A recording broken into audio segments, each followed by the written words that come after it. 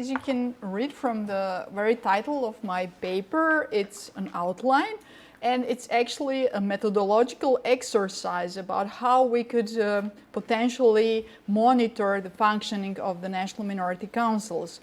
So my paper is in the sense a little bit specific because it's not so narrative, as you will see when we get the volume, but its core is actually a checklist. I have developed several categories which I found potentially relevant to monitor the functioning of national minority councils. Because before I explain this in more detail, I want to also explain the rationale behind my willingness to do this. First thing is the common mantra in Serbia, but also in the other countries of the region and but in the region about how our legal frameworks are good, but implementation is bad. That problem is implementation. You can hear it often in Serbia. Now I'm in Slovenia doing this short-term mission, scientific mission, and I hear this often also there, that legal framework is fine, but implementation is bad. And then the question is, okay, how can we actually assess implementation? Because you can hear it everywhere, but then when you say, okay, how you can claim it, then it's, well, you know, it simply doesn't work. So my first motive was actually to maybe see how we can in future assess the impact of the laws. In this our case, the law on National Minority Council, and this is also what you can read in the latest report of the advisory committee on the Framework Convention, that actually the committee recommends that the authorities engage in more systematic assessment and monitoring of the implementation of the law. So how it is, what the impact it has. The other motive for me was actually the question of empowerment of minority councils and how they, through self-assessment, can actually improve their functionality. This is something what I also experience in Slovenia now, that often actually the people presented in these bodies are not all minority experts, and they sometimes don't know what are their roles and what should they do, despite their positive enthusiasm. But you know, in some other professions, they are not so let's say familiar with all the frameworks and so. So maybe it could be useful for them also to have some kind of checklist and some kind of loose guide on so how they could self-assess and see where their strengths and weaknesses are, and so on and so forth.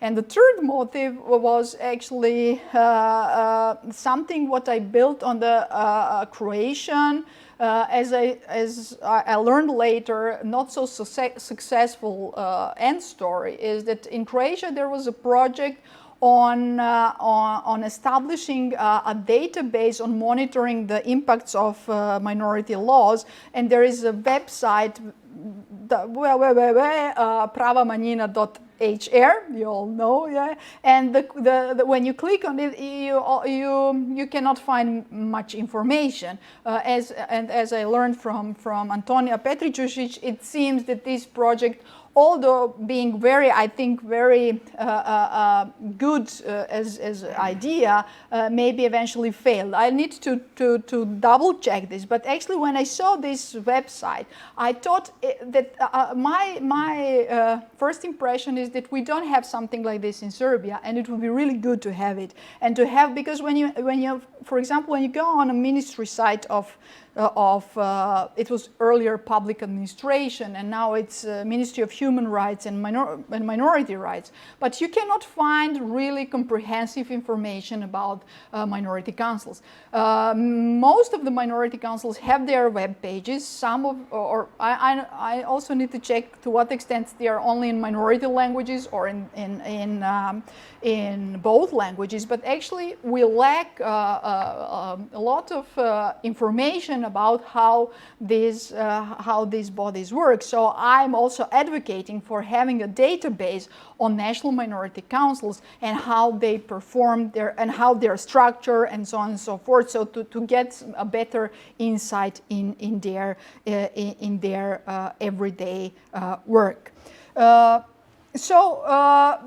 What are what are the core methodological consideration which I have had drafting this not only the criteria or categories, but also about future engaging in the process is, first, as I mentioned, what is the goal? My primary goal is evaluation and identifying points of strengths and weaknesses and help improve the functionality. The goal is not to be criticized and to point finger and say you're not performing, what is often to be heard, unfortunately.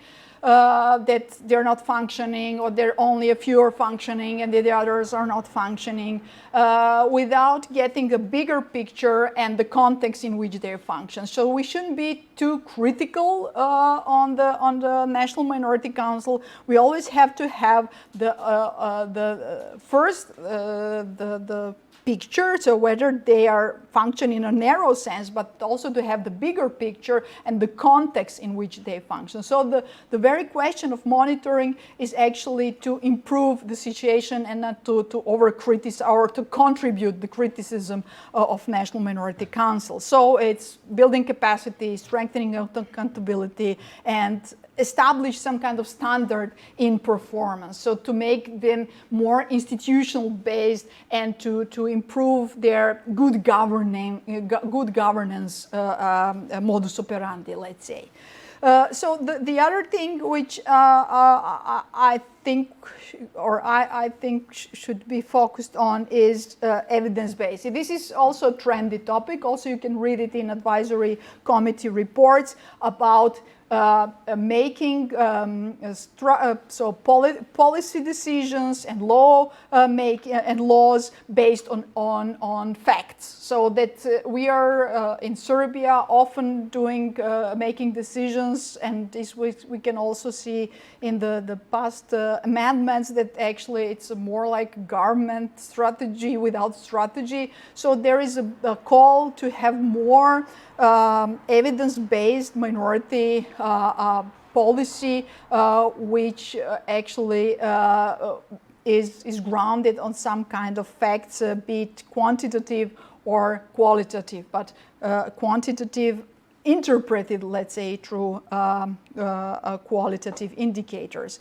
The trap here is that it shouldn't be only checking boxes and then you say click, click, click, click, meta, but that's why this balance between quantitative and qualitative parameters is very important, and putting quantitative parameters in qualitative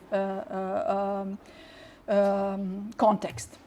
So, as I said, it's actors. First of all, the very idea is maybe it would be ideal if national minority councils would have this, making their action plans and then action reports, and if they would engage in such an endeavor.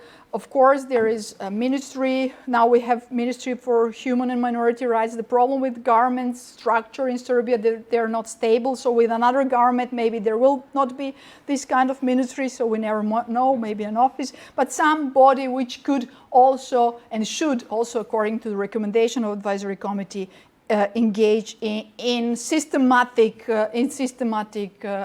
monitoring. Because, for example, in Serbia, we don't have, except from Ombudsman and Committee of Commissioner for Equality, we don't have an annual report on national, as we can see it in some other countries. Then the government produces an annual report on minority issues, for example. We don't have it. So this is also one of the positive steps I'm advocating here also, that we also push governments for producing reports again, not to have another narrative blah blah blah report, but based on facts. And of course civil society, which is very important, and research.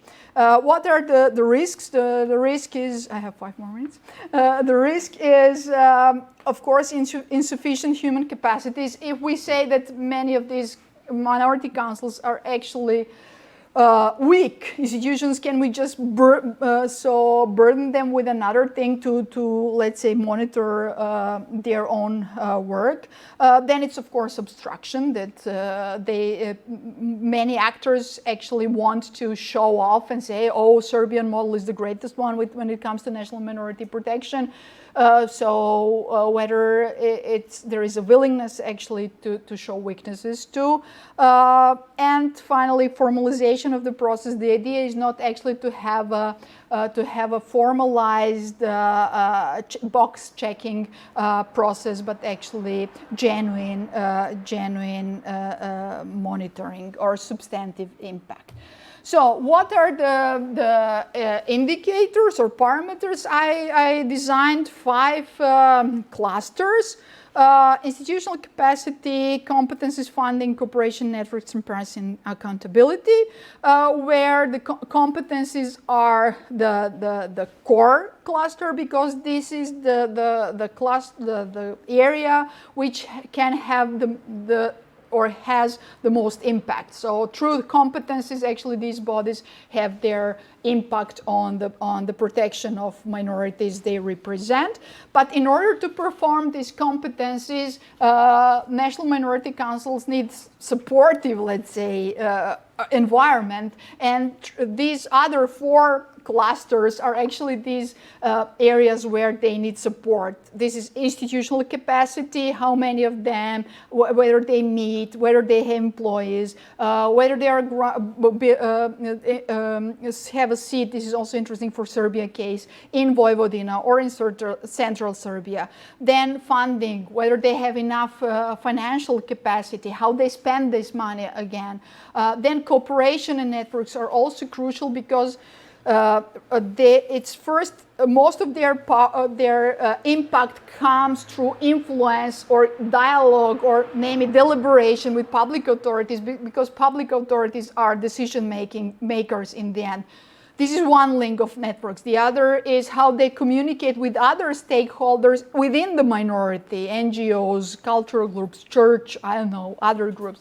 Third is how they communicate and with the majority, and whether they are ghettoizing the group or they are open with the majority. And finally, how they interact in international cooperation. For example, whether they participate in producing reports for the advisory committee and monitoring bodies, or producing shadow reports. And finally, something what is criticized often in literature and by the organization is their transparency and accountability. To what extent they're transparent in their work and accountable to people whom they represent, but on the other hand to other not only minority, but if they are part of our public, let's say, law system and democratic institutions, then the question is how they also are accountable to wider public and so on and so forth. So I think there is detail, but because it will be published, so you can read the whole tables and so in the paper, which will be published, I think, soon in electronic form. So here I have this the details. So what are the goals? My goals. So I modified a bit this checklists, and I'm performing at the moment, as you could hear, the short-term scientific mission in Slovenia. So I'm somehow, it's my pilot project, and through interviews under this, let's say, checklist, I will do some kind of research on Slovenia, with the idea to do, of course, the research in Serbia. and with my goal to actually to make like circles, so that Slovenia, Serbia, Montenegro, and so on, and the way, so to the most extensive way where we can go. So I use also this opportunity to invite all of the interested to maybe think about some clusters or so, if we can engage in some. We also discussed with Balázs in some thinking about some projects, so that we can have more, let's say, comparative approach and assessing this kind of bodies in other countries. Thank you very much for your attention, and I really look forward to your comments or suggestions or questions or critics. Yeah, thank you.